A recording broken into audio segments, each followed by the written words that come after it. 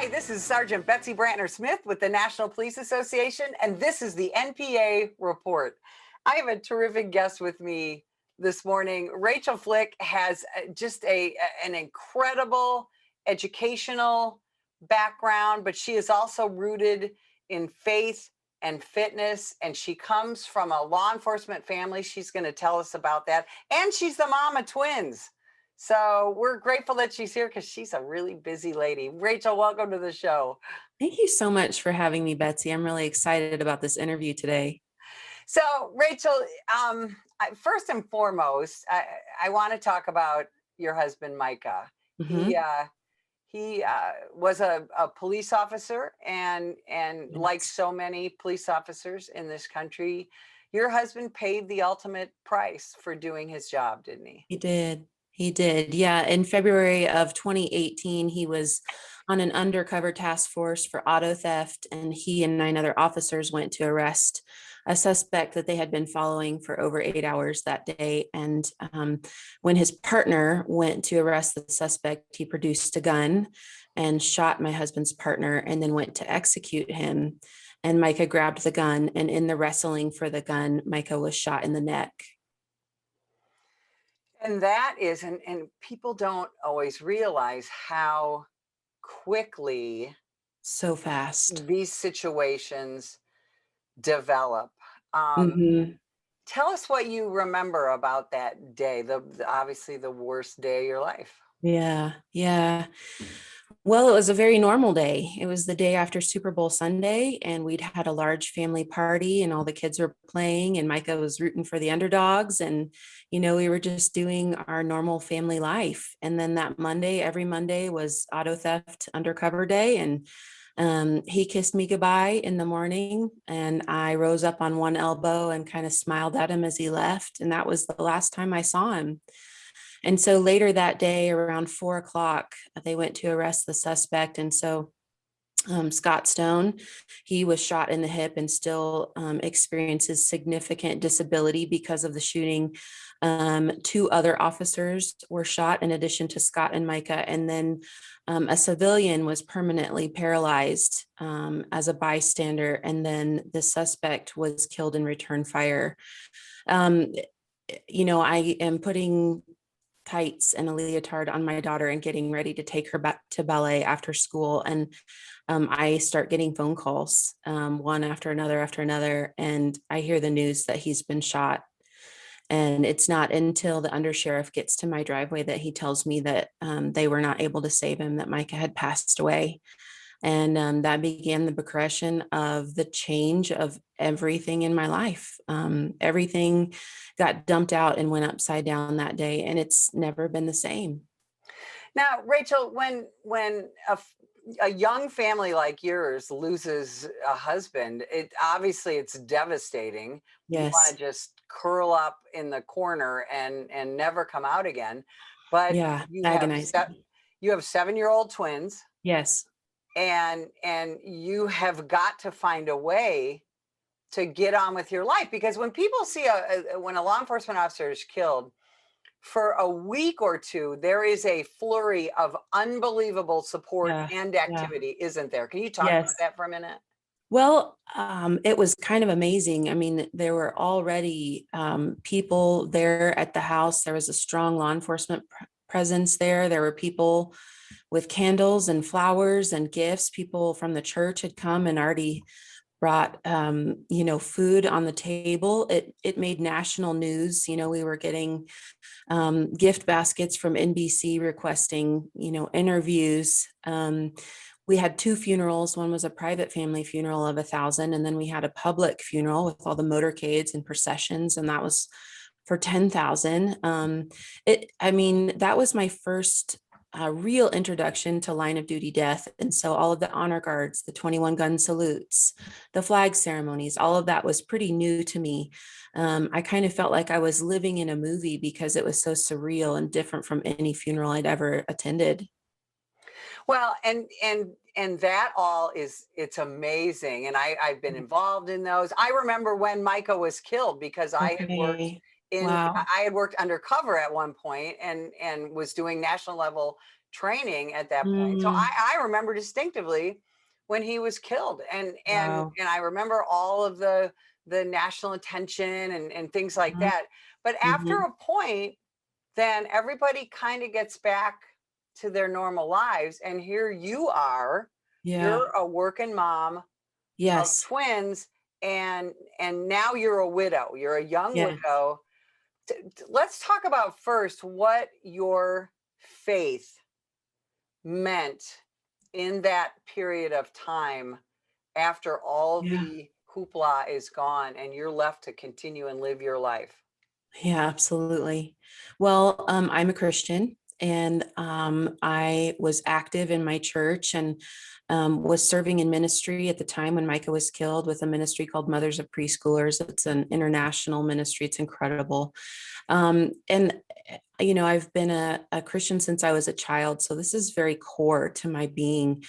I remember walking into the hospital with the undersheriff, with the heavy SWAT presence to Micah's body and just saying, God, I don't want you to use this for good. I don't want to join this club. I don't want anything to do with any of your promises that you redeem, what the locusts have eaten, that you restore what is lost. Like I was like, I want my husband.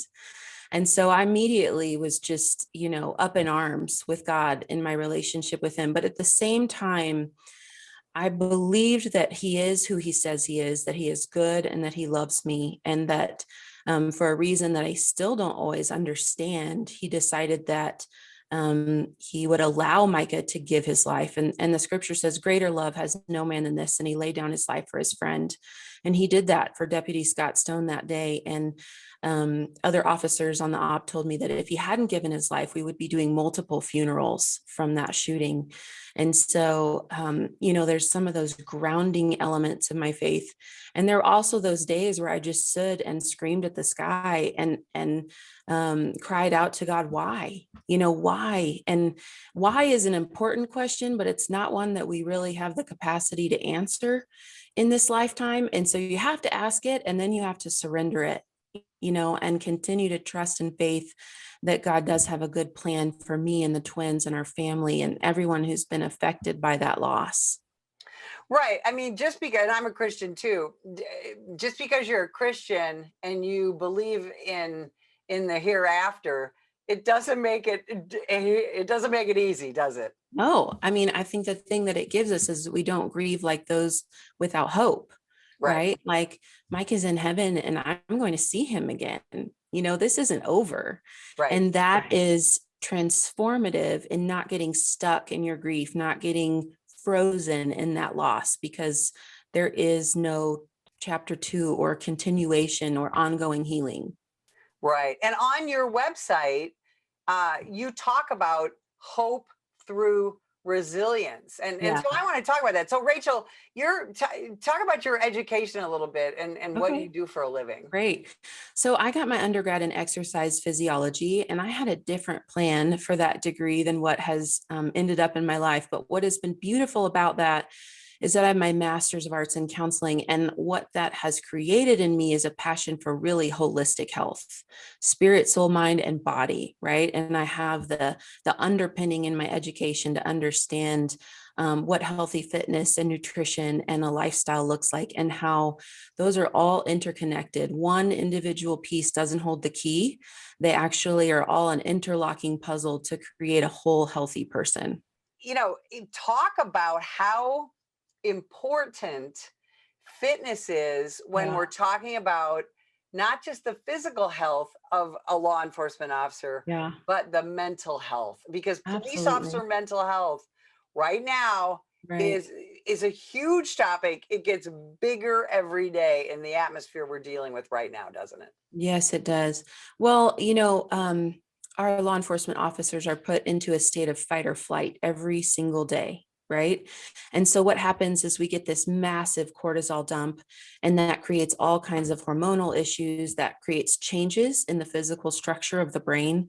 It creates an increase in appetite, right? A more like a desire for carbs and to eat more unhealthy foods, right? Because you're just Donuts. donuts, right? That's why everybody's eating donuts. And so you really have to actively mitigate the effects of stress in the body, because that adrenaline and then the post-sympathetic adrenaline dump, where it's like bringing the body back into stasis, is very hard on the body, and you do that over and over again when you're responding to crises. And so exercise releases all kinds of hormonal balances your insulin and your metabolism, and it gives you this mental stability to be able to better tolerate, not eliminate.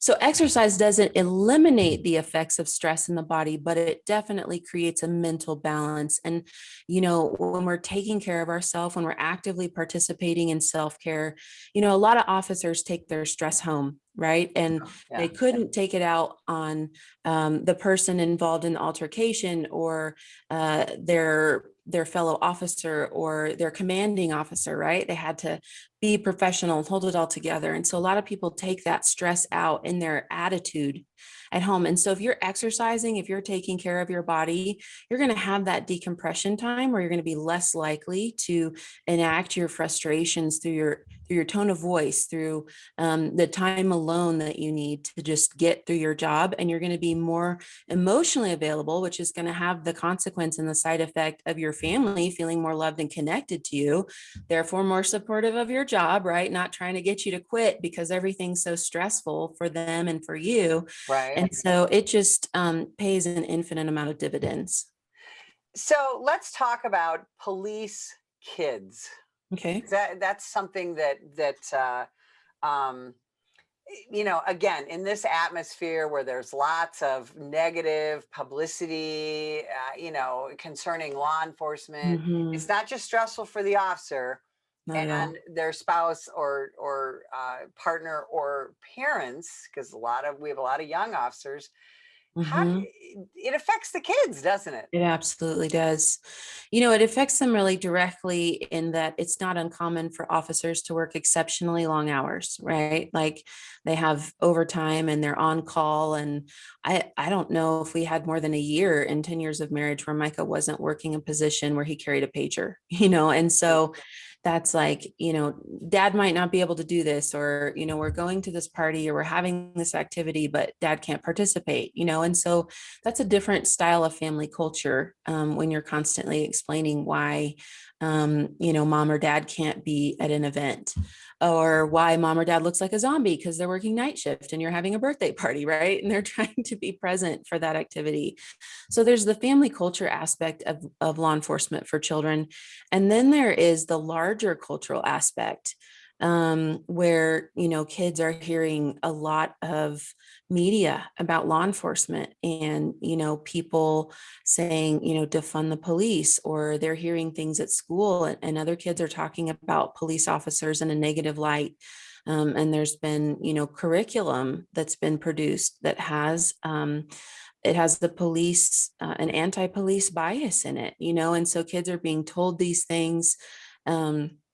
They're not sure if Black Lives Matter conflicts with what their parents do, or, does being a police officer mean that my parent is racist? These kind of conversations that kids are getting into, and just being exposed to, right? Like, do they have the tools to deal with that depending on their age in school, and what they're being exposed to? And so that's definitely an additional level of stress for a law enforcement family.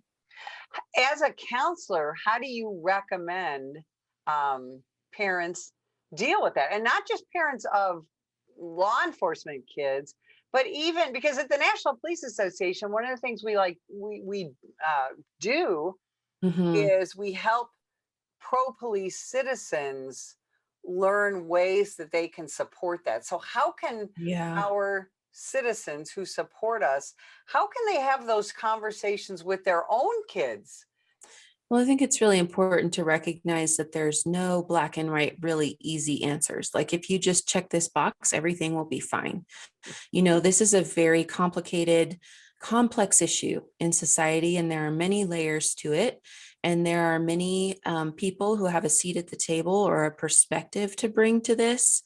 And so being willing to explore what they're hearing and seeing on the media, right? The riots and George Floyd and all of these names that have become household names, and businesses that are saying we support Black Lives Matter, or we've had protests against the law enforcement here in Colorado Springs, things like that, right? Where you're willing to talk about it when it comes up and as it comes up.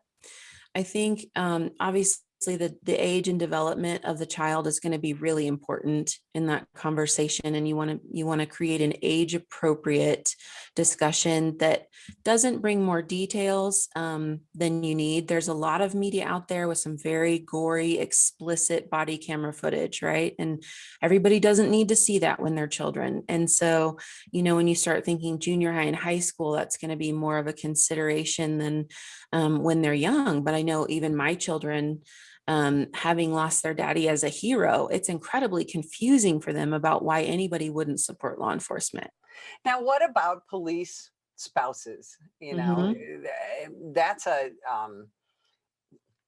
that's an additional issue where, Yeah. and in fact, we have had police spouses and police parents have Mm, lost their jobs because of their relationship with a particular police officer who was involved in a particularly notorious case. So there's that, and again, there's stress involved yeah. in, and now it's not just um, sitting at home waiting for uh, what happened to you, the Mm-hmm. undersheriff to pull in the driveway and get that Mm-hmm. horrible news. But now it's, oh my gosh, if my husband or wife gets into a shooting, I'm going to have to pack up the kids and flee our home. I'm going to have to deal with, my husband or wife being called a murderer in the media. I mean, there's a whole lot of stress Yeah. involved in being a police spouse, Yeah. isn't there? How do Well, you, again, going back to A, you're a police spouse, and B, uh-huh. you're a professional. How Yeah. do you Well, recommend families deal with that? mm-hmm. I'll personalize that. So Micah worked in detentions, and he arrested someone who was part of a gang and said he was going to kill Micah because of the charges brought against him. Right. And so we understand within the gang system that just because that person is in jail doesn't mean that they can't communicate a hit on an officer outside. And Exactly. so that was incredibly stressful for Micah, feeling like he could never, he was always watching his back, kind of a thing. Like when we're at church, when we're at a restaurant, when we're driving down the street, in 2016, officers were being slaughtered just in their car, right? Like people were walking up and assassinating them while Yes. they're doing paperwork, right? Which is not just, oh, they might have a bad day at work, or they might get involved in an officer involved shooting, but the potential of ambush has really upped the ante for police law enforcement families. And so I know of many families that, they would never wear a thin blue line t-shirt, right? They would never have a sticker on their car. They hide their spouse's profession, or they say they work for the city or for the government or something more neutral. They ask their children not to speak about it, or to not tell people their address, or they don't host things, right? So that their location doesn't become known. And that kind of stress that is, we could be murdered in our homes because of this culture war that's happening, brings an incredible stress to families. And then, I know of a situation here in Colorado where a woman who had an enemy for whatever reason, who created a false profile in her name and created racist content in a place on social media that would be found. And her husband, so this fake account of the woman whose husband is a law enforcement officer, he was put on desk duty while this investigation happened for months, until it was Wow. discovered that this was all an impersonation and a way to, bring a sense of retaliation for something that they were upset about in their life. So the tension around law enforcement being a family, it's an incredible stress, in addition to what we always carry, that this might be your last kiss or hug goodbye, right? Yes. Micah and I always kissed goodbye because we never knew when the last one would come. If we were angry, if we had morning breath, if we just were busy and passing each other, we always said goodbye because we understood that that was a risk of the job. So that's always been the case. And now the political climate, the media coverage has really increased the risk and the threat for the wives, the parents, the husbands, the children of law enforcement officers. Rachel, you have so much more I know that we could talk about. And again, I want to emphasize that hope through resilience. Mm-hmm. Where can people go to find out more about you, about what you do, about bringing you in to speak, and just being, frankly, just being amazed by what you do? Where can people find out more? Well, my website is rachaelflick.com. And then I have a resource called the Hopecast with Rachael Flick. And the core of the Hopecast is to be a model for resilience. That if the pain didn't kill me, your pain doesn't have to kill you either. And to watch somebody walk it out is an incredible light in this darkness and this struggle that we're experiencing right now, and that we all experience pain and loss. And so you can find that on all of the hosting platforms: Apple Podcasts, Stitcher, Google, Amazon Prime, all the things. And then all the social media channels: Facebook, LinkedIn, YouTube, Twitter, TikTok. Yes. So all of those places you can find me at Rachael Flick. When do you sleep, Rachel? I'm amazed. I was just thinking last night that I wish that I did that more often. So I don't know if I have a good answer for that, Betsy. Rachel, thank you so much for spending time with us. I encourage everyone to go to her website. And if you would like more information about the National Police Association, visit us at nationalpolice.org.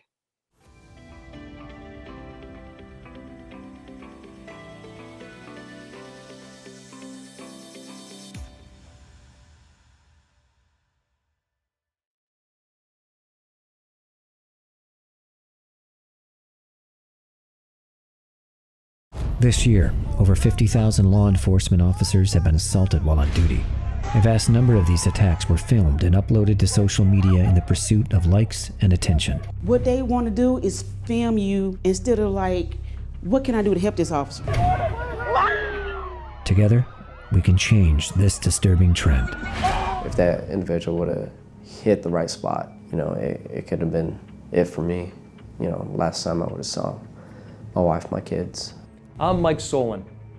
Law enforcement officers need your support. If you see an officer under attack, then follow these simple steps in order to help. 1. Call 911 and give the officer's exact location. 2. Ask the officer if you can assist. If the officer accepts, then do whatever you can do to safely help. 3. If the officer declines, then start filming and be a good witness. It's time to stop filming and start helping.